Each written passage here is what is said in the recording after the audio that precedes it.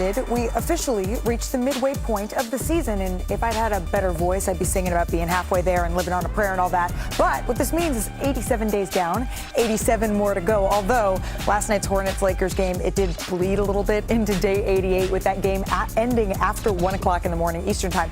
But despite 68 points from Luka Doncic and LeBron James, the Lakers, they allowed 135 points in an 18-point loss at home to the Hornets, who, by the way, are 11 games under 500. The Lakers, they've dropped 4 of their last 5 games. But let's keep going beyond all that. But beyond the field goal percentage and all that stuff, because I don't want to start out with doom and gloom here. Why don't we start off with one of the good surprises in the West halfway through, right? Because San Antonio, they're the second seed in the conference. They dropped 6 of their last 10 games, but then they bounced back against the Bucks last night behind Victor Wembanyama.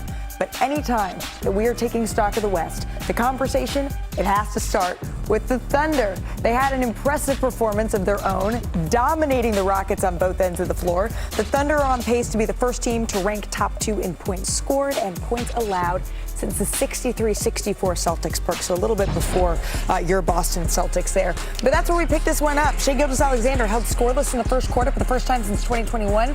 That game also came against Houston. But in a second, some highlights we need to get to. He makes the little and one over Amen Thompson. And in the closing seconds of the half here, a sweet series of dribbles into that step back perk. Oh, Jakob. Look at that bag work. Come here. By the way, 10-point second for Shai after scoreless in the first year. You knew you couldn't hold him down long. But we need to talk about Chet Holmgren here, Bobby Marks, because he played huge against one of the biggest teams in the league. I mean, he is a defensive presence for this Oklahoma City team that's, frankly, the best defensive team in the NBA. 18 points, 9 rebounds, 4 blocks. His 4th game with at least 15 and 4 blocks. It's the 4th most in the NBA. But this was a 2-point game, Brian, headed into the 4th quarter. This is where the Thunder's bench took over. There were 12 lead changes in this game, but the Thunder never let the Rockets get more than a 1-point lead. Did you hear that? Jalen Williams. Say it again, just for emphasis. They never let him get more than a 1-point lead. There you go. Under 6 to play here. The Thunder up 9. Wallace drives, kicks out to Mitchell. I thought the ball movement last night was beautiful by the Oklahoma. How about A.J. City Mitchell last night? Hits the 3 there. Guys, let's take a listen to SGA on Chet Holmgren. From the moment he stepped foot on the floor with this basketball team, we've been number 1 seed in the West. It's no coincidence. His game translates to winning, and his numbers do too. And I bet a lot of money he's an all-star this year. Well, if the Thunder are to have 2 all-stars, it would only make sense that it's Chet, because over the last 10 games, he's averaging nearly 18 points. He's shooting over 60% from the floor, not to mention the 10 rebounds per game and almost 3.5 blocks a game in that same stretch. The last Thunder player to do that, Perk. Who was that, me? Serge Ibaka, your boy, just about 10 years ago. But Perk, we will go to you, our big man, since you're wearing the. I thought you wore that on Wednesday. Well, I missed Wednesday. Yeah. Okay. You know what I mean? I wasn't on count. It's all right. Friday's the new Wednesday or something. Let's talk about Chet. What you want to say? He said SGA just said he bet a lot of money that Chet is an all-star. I bet a lot of money that I'm a vote him all-star.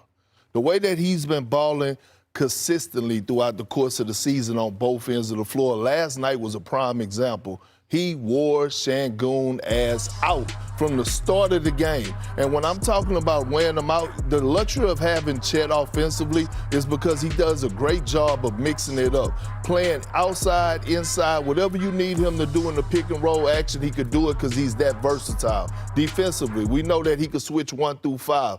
Protecting the basket, protecting the rim, and going against arguably one of the most physical teams in basketball in the Houston Rockets. One of the things we always talk about in basketball is we talk about playmakers. And when you talk about a playmaker, you were a playmaker. You got the fingers out, guys. Watch out. Playmakers. That's what you're laughing at. Usually it means with the ball, right? But the Thunder are a defensive playmaking team. They had 21 steals and blocks last night. 21. That's just hell if you're trying to deal with them. That generates so many extra possessions and so much transition basketball. Their whole game is predicated on getting more possessions than the other team, and they do it with this defensive playmaking, and nobody's a bigger defensive playmaker than Chet Holmgren. And that spells out a problem for the Houston Rockets, right? Since, Bobby, you're not wearing the Thunder jacket. Are you? No, I got tan on. I got summer tan on today. You got summer tan on somewhere, at least. As for Houston, they now fall to 2-5, right, in their last 7 games. Yeah. They're shooting below 30% on threes in every game. They're the first team in NBA history to do that in 7 games while taking 20-plus attempts, et cetera, et cetera, et cetera. I'm looking at the eye test. I'm not looking at the stats here, Bobby. What's concerning you? How reliant they are on Kevin Durant right now. I think you saw in the last night in the Oklahoma City game, and I think we saw the last time they played, Oklahoma City made an effort to basically take Durant out. He was 0 for 9 from 3 in those 2 games. Who else on this roster is going to step up? 1 and 4 in their last 5. As you said, shooting percentage, 24% from 3. This was a team that was in the tops in offensive efficiency because they lived in the mid-range. They were not a 3-point shooting team. They were last in attempts here. Now it's kind of all coming back to fruition and why this team is struggling. They had 23 offensive rebounds, which is awesome, amazing. And they scored 91 points. Like, that's frankly hard to do. And that just translates to inefficient offense, which has been plaguing this team for the last few weeks. Well, I need that Robin to actually be a Robin consistently. And I'm talking about Alfred Şengün. Like, I actually gave him the name Baby Jokic. He didn't like it, but damn it, he showed not playing like it. When you talk about what he's been doing, his production, yes, he's averaging 21 points on the season, but that's not enough. Like, I'm expecting him to be in that 25 points per game to 26 points per game range. I expect him to be rebounding double figures. Like, and when you look at his struggles, to me, I'm looking at him and there's not enough spacing at times. But also, he had a lot of one-on-one opportunities that he's not capitalizing on, and Şengün needs to elevate his game. Well, again, what we're doing in the start of our show is taking stocks of teams at the official midway point of the season. And we thought that the Rockets were going to be a team that we would be talking about in that upper echelon of the West. And so far, they still have some things to show us here. But I do want to stick in Texas and take a look at a couple more teams that have been big storylines to start the year. We're going to start with Giannis and the Bucks taking on Wemby and the Jackals last night. Victor Wembanyama, he was showing off a new hairdo, and it's already inspired fans. You two have already shaved your heads, correct? Shaved our heads this morning as soon as we saw Keldon do it, and Wemby did it, we did it! Yeah. I'm sorry we didn't support you like that, Bobby Marks. I need to be a jackal. I want to be a jackal. The Jackals, they are in it. Giannis Antetokounmpo bullies his way inside, but this was concerning, Brian. He knocks knees with Victor Wembanyama, who was on the ground writhing in pain for some time here. This is the other knee. He had the bone bruise, what thing, in his left knee, hyperextension. This was his right knee. He would limp to the locker room. He'd miss the rest of the first year. Oh, he's back. But he's back. Back again. Huge block there, Perk.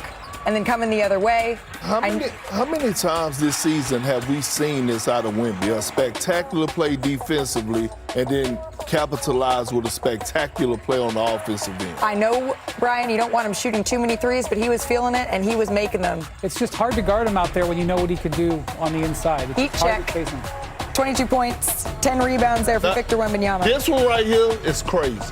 Like, just to have the confidence to do this. Most bigs catch the ball on the block and drop step for a jump hook. He drop stepped into a damn three-point. Here's Doc Rivers on Wemby after the game. Giannis is 7 foot. The shot separates him from almost everybody with his ability to create shots. It's so funny. Last year, I didn't think he posted enough. This year, he's doing both. He's got the perfect mix. I think Mitch is doing an amazing job. You know, he really is. They're deep. They're young. They're athletic. They're well coached. You know, the sky's the limit for this basketball team, and it's now. Doc sounds like me. High praise for Victor Wembanyama. At least 20 points, 10 rebounds, and 5 threes for the 11th time in his career here. We're at the midway point of the season. I'm just curious, everybody. We know this guy is in the conversation for Defensive Player of the Year. But if we're giving out grades, Perk, Brian, Bobby, are we all? What range are we giving in for the Spurs here? Well, I'm a hard grader usually. You're a hard grader. How about you two? I'm giving him an A. A? I'm A+. A plus? I think an A for me, just because I thought this team could be a play-in-ish just because there's so much unknown with this group. But what they've been able to do, and the number 2 team in the Western Conference, pretty impressive so far. You know, the one thing about them is their guards. Their guards are very young. They have very inexperienced guards. You know, Stephon Castle and Dylan Harper, you know, second year, first year. De'Aaron Fox, who's the sort of veteran of their guards, he's played 1 playoff series. So I think the question will be, Perk, when we get into the later stages of the season, the games are high pressure. how are these inexperienced guards going to handle it? Because that's where the rubber's going to meet the road. All the game plans are going to be at Victor. They're going to need these guards to carry them. They have carried them so far. But it's been my experience that inexperience shows up at the end of the season. What you saying? I'm saying I'm keeping my expectations low. That was a soft A that you know gave. my grandma used to say, right? I've heard a lot of things. Got an old soul, baby. Not that one. She said that too, didn't she? She said that one too. Cool booty? No, not that one. A hard head make a soft behind. And it seemed like you got a hard head. Because if So does you're that not mean... raising the bar about these San Antonio Spurs, seeing is believing. And damn it, they're legit. And Doc just said they're ready right now. They're ready right now. Mm-hmm. Yes, they have a guy that won Clutch Player of the Year about 3 years ago in De'Aaron Fox that went toe-to-toe with Steph Curry in a 7-game series. Yes, they do have a champion in Harrison Barnes that was key to Golden State first championship. Victor Wembanyama, that dude is different. He's not your average young guy. His leadership, the way he has reset that culture in San Antonio, it's a lot different. This is their process right now. They're trusting the process. By the time they get to the postseason, damn it, they go hit the ground running. Well, and as Brian emphatically said at the end of that highlight, and Giannis is 7 feet tall. Giannis is having an incredible season here, but the Bucks overall are 17-24 as a team. So what can they do to fix Perk sound effects here to make it so it's a little less I mean, they are probably the most aggressive team right now trying to buy in the trade market, trying to add to their team. They don't have much ammunition to do it. And the thing about it is when Giannis is on the court, they are a good team. When Giannis steps off the court, they collapse.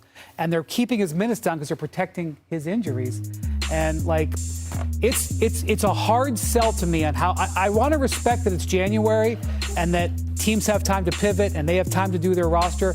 But watching them the last couple of days, it's hard sell to me that this Bucks team is going to be able to make any noise this year. I would just say this real quick. One of the most dangerous things an organization can be is when you have blinders on.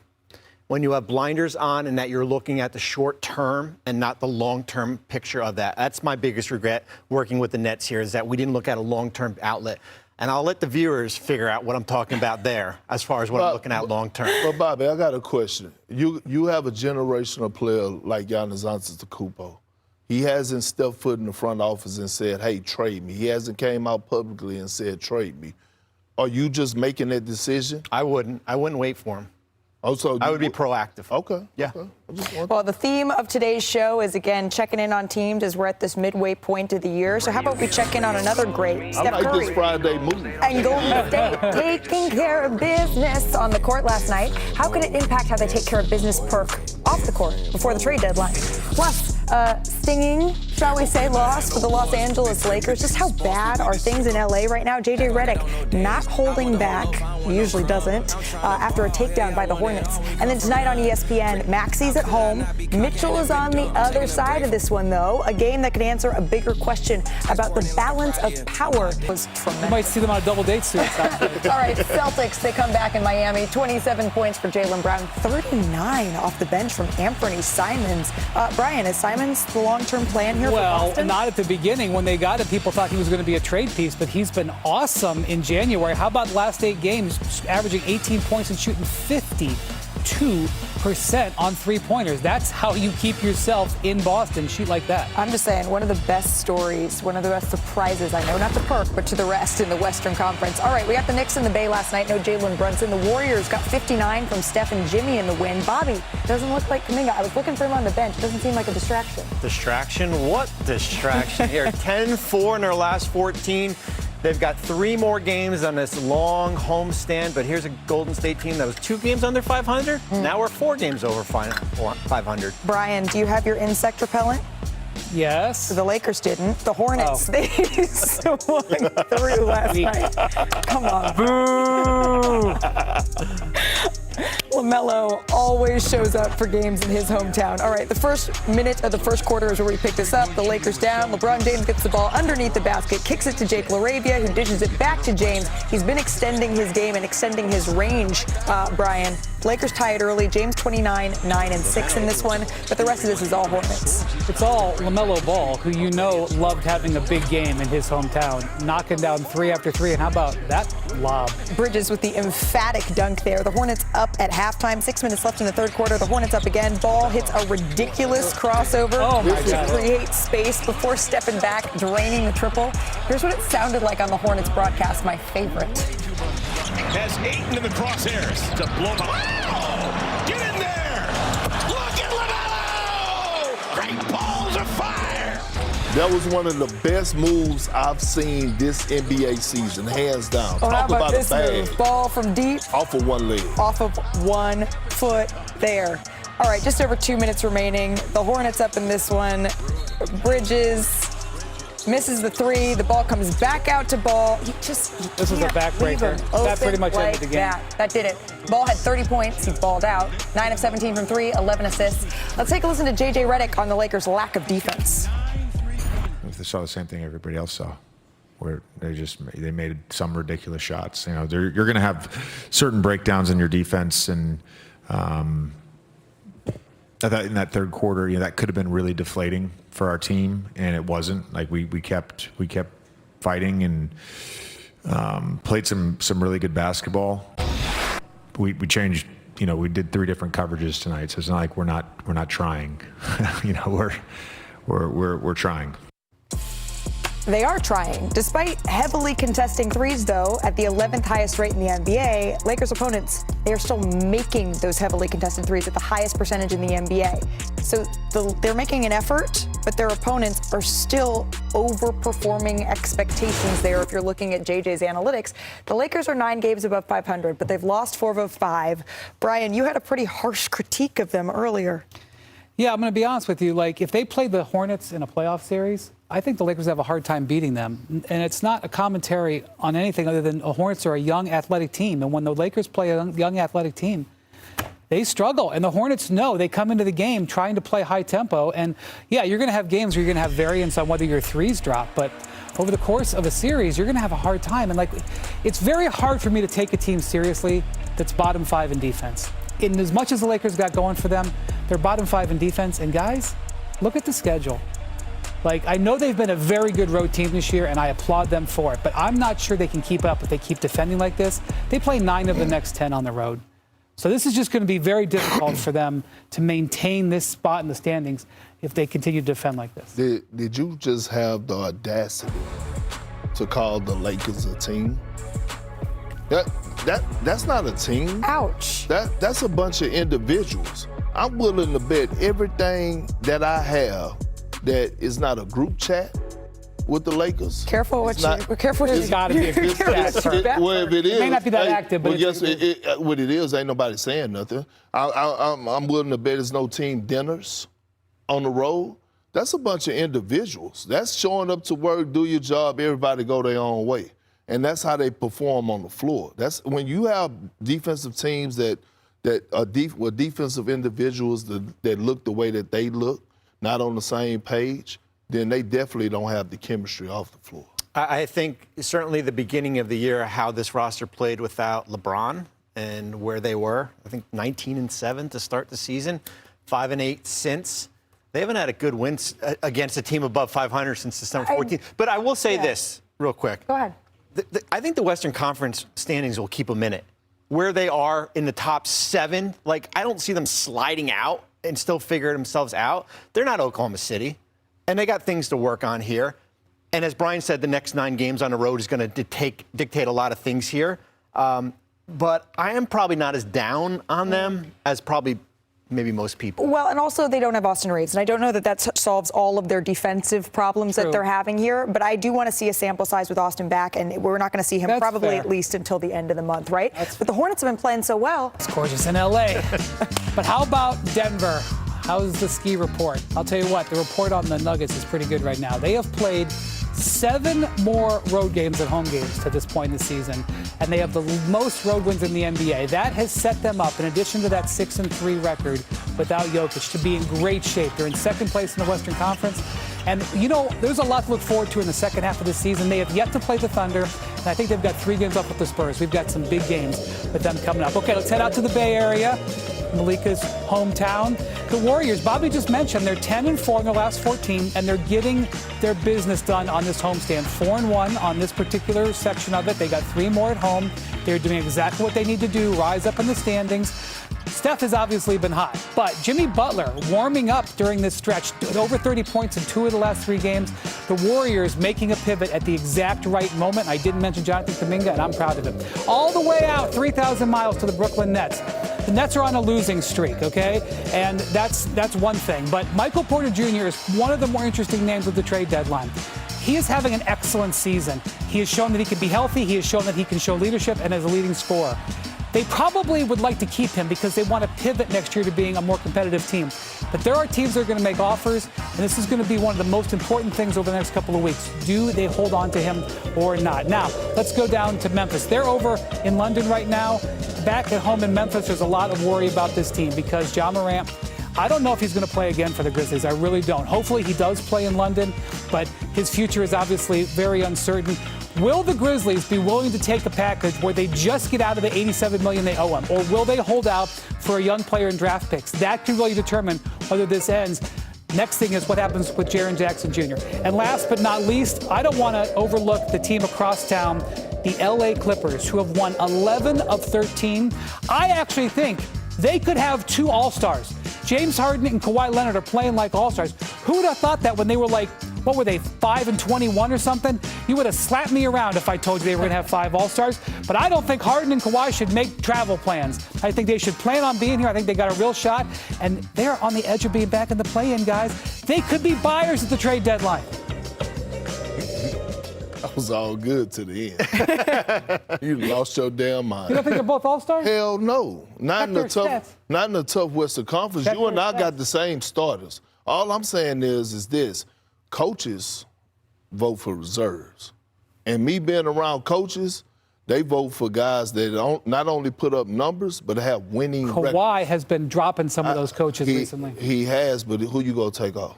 I'm not ready to answer that. Oh. Well, that was Brian Windhorst with the weather, Kendrick Perkins with the heat, but out in Philadelphia, it is a brisk 35 that feels like 24, and that's where we're going to find the Cavaliers and Sixers tonight, separated by just a half a game in the standings right now.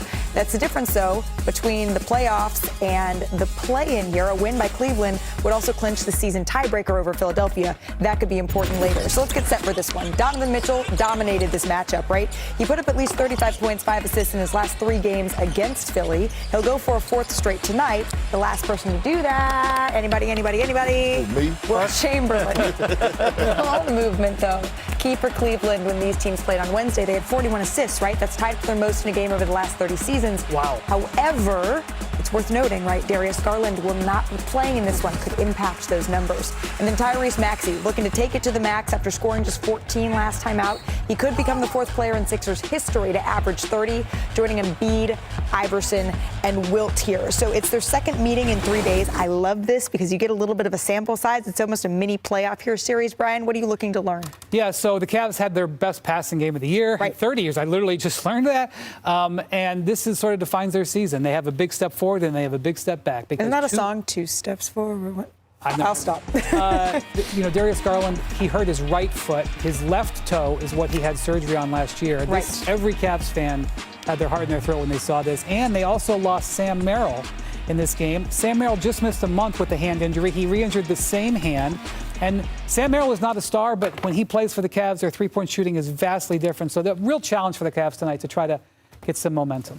Wednesday, we talked about a sense of urgency with Cleveland. I think now it's a sense of consistency with the Cavaliers here. And I know, as Brian said, there's some injuries with them here. I just think the ability to kind of string along some games here, and I know this is going to be tough in Philadelphia. I kind of know what Philadelphia is right now. I don't know what Cleveland is right now, although Mitchell has been an all-star level here. I just need some more consistency. Well, I'm looking at the franchise. Philly franchise player, the head of the snake, Tyrese Maxey. He got to get his lick back. He was 5 for 16 last game. Donovan Mitchell rubbing his dirty feet all in this house. You got to protect your crib. right? Tyrese Maxey having a career year, you got to have a bounce-back game. Franchise players don't usually have 2 bad games in a row. Paul Pierce used to always say he used to take on those matchups when guys would come into Boston. This is my crib, and that's the way Tyrese Maxey got to approach. But to be fair, Perk, I talked positive about the Sixers, and you know what happens when you talk positive? When I talk positive, they have the worst game of the season. Come on, prove Bobby wrong. Prove Bobby wrong here. All right, that game's tonight later on ESPN, but right now it's time for Shoot Your Shot. It's brought to you by DraftKings Sportsbook. So, Perk, who you got tonight? Tyrese Maxey, over 27.5 points. VJ Edgecombe, over 35.5. Evan Mobley, over 18.5 here. Are you taking the over on all? Yeah, that's me. I shot my shot, a jump hook. That's right in me. the middle of the paint. That's me. I got Tyrese Maxey getting this league back. He gonna have 30. VJ Edgecombe, he averaged 15. He's gonna have more than his average. And then Evan Mobley. We talk about Darius Garland. He had a monster night. I don't think they have a big or Joel Embiid could keep up with him. He needs to mimic what he did the other night and play in that damn paint. I'm just wondering, VJ Edgecombe has an excellent rookie photo. My ESPN ID. Welcome back to NBA Today. Anthony Edwards, he is going to miss his 2nd straight game tonight when the Timberwolves play the Rockets. He's listed as out with a right foot injury. He's doing some maintenance on it after missing Tuesday's game for the same reason. So our senior insider, Shams Charania, is here in studio with us. The Wolves are playing tonight, Shams, in the first night of what's going to be a back-to-back for him. And here's why I'm a little bit concerned. Because Ant had 2 days off to rest, and he's superhuman, and he's still not back. So what's the severity of what he's dealing with here? So, Malika, what Anthony Edwards is dealing with is a reinfection in a toe in his right foot, and he's been getting treatment for it, allowing it to calm down, and he's already, though, back on the court, and he's going to be day-to-day on a return to action. Just as a reminder, he dealt with the same infection in December. He missed 11 days because of it, just to allow it to calm down, get treatment on it, and then essentially this is very, very similar process for him. So he's going to be out tonight in Houston. He's going to be day-to-day on a return from this infection in that foot. Okay, so this is just something that's been nagging him for a little bit here. Hopefully he can get right because he's so electric when he is on the floor. Shams, thank you very much for that. But in his absence, Julius Randle has really stepped it up for the Timberwolves in the 8 games that Ant's been unavailable this year. He leads the team in points and assists in those games. In Minnesota, they've won 5 of the 8, and he joined our Hall of Famer, Doris Burke, in the film room. Randle receives the pass, takes a long three, and knocks it home. He can't be stopped. The jumper picks it. Randle, two-handed slam. You're playing with Anthony and without a point guard. Anthony initially had 2 defenders with him, and then Zubac goes down to the paint, opposite Ant. How mindful of things are you here? I'm really just giving him space to work, and depending on what he does, like if he drives to his right hand, then I will pull around. So he just has outlets. And I think the biggest thing is giving him space, and then when he goes into creation, just giving him outlets. You can see Zubac kind of tilting the floor and being an early low man. Stop it here for me. Look at how many ticks are on that clock. 7, yes. The easy thing will be to catch it, take a couple dribbles, shoot a step back 3, and it's a shot that I can make, but it's like not settled. He's trying to push me towards the help to the defense. So once I spin, creating my line, and then I get into the paint, taking my time and playing off with 2 feet. You heard him with that fade consistently. I know that. Let's go to clip 2. Julius Randle has come up clutch. His defense was sensational. No Rudy. It's a possession ball game, and you're down. So this is an incredibly important stop. Grayson Allen's coming through the paint. The official is letting guys get a hand on the hip. How much does that help you? It definitely helps. When you can be physical, once he catches the ball, it's like, all right, let me tighten up his airspace. One of my biggest strengths is like my feet, my speed, my quickness. I know he's not really going anywhere fast. Every time he makes a move, make him take a tough shot, try to do it without fouling.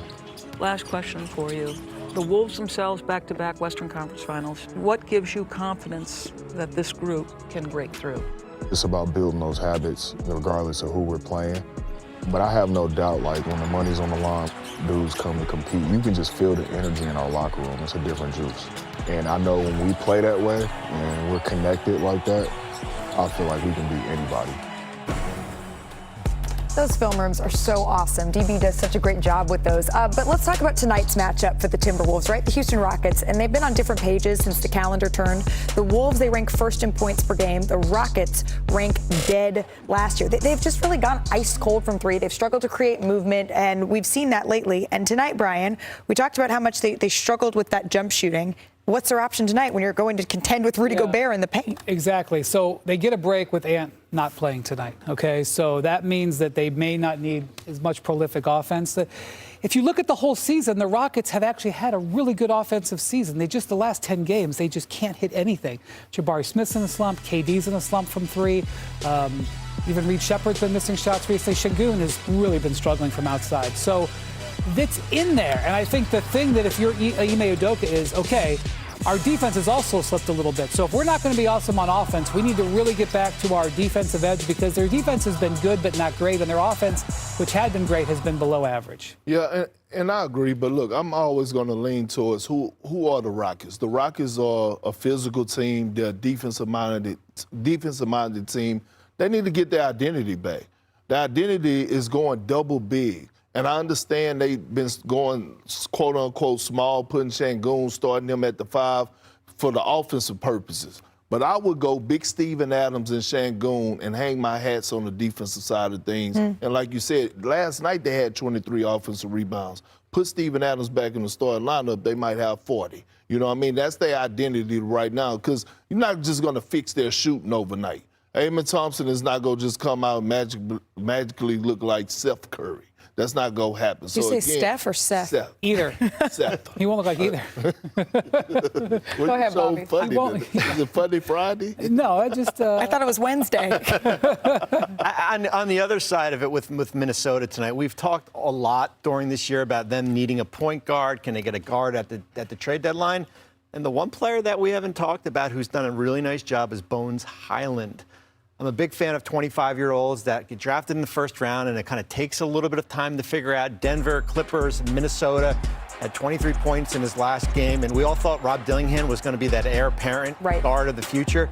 He stepped in and has done a really nice job for Minnesota. Well, and I agree, Bobby, but that goes to show you all you need is an opportunity. Stay ready so that you don't have to get ready, but also a coach that's going to believe in you. Sure. Right? That goes a long way for any player. We're watching, Peyton Watson right now, and we're watching what he's doing for the Denver Nuggets. So once you get an opportunity and a coach give you that confidence, then we can see production out of certain players like Bones Highland. And with Ant in and out of the starting lineup this year as he's dealt with that foot issue, that infection, that injury, we've talked about Minnesota and where they stand because going to back-to-back Western Conference Finals, the bar is incredibly high. But they're starting to round into form. Watch them. They could be a formidable team here once again in the West. But hey, before we bounce to break, this weekend we celebrate and honor the life of Dr. Martin Luther King Jr. And the NBA remembers Dr. King with 9 games on the slate on Monday, and you're going to see players wearing those T-shirts honoring the life and legacy of Dr. King. And we asked players what Dr. King's legacy of fighting for justice, for racial equality, it means to them.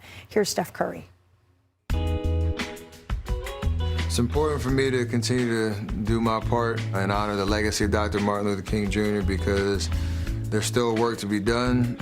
I always believe that good advice and good leadership transcends time. I think it's for us to take the baton from where he was and try to push it forward.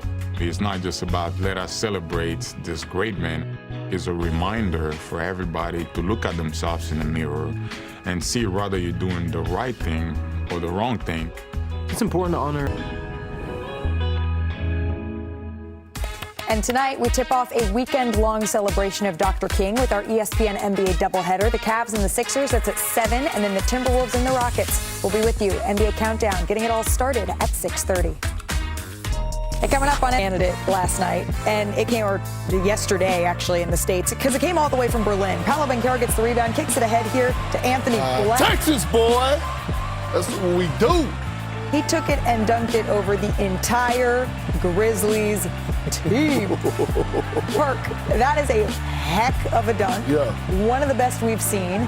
What's the best? Is that the best dunk you've ever seen? No. I'll never give anybody Aaron Gordon on Christmas? No, Perk. Me. Yeah.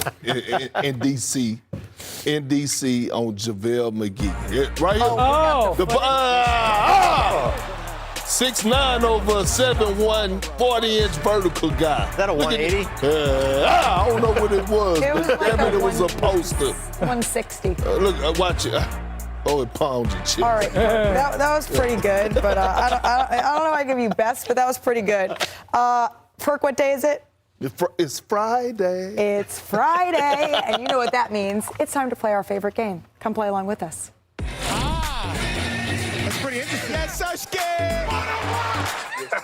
What it do, baby? I got 5 kids. I ain't scared of nobody. It's on school. Every basket I have to earn with meat. What? Damn. Person I Mike can see is you damn right is Mike Brown. That wasn't me giving away the answer. I was giving the third option. Was it, in fact, the head coach of the New York Knicks?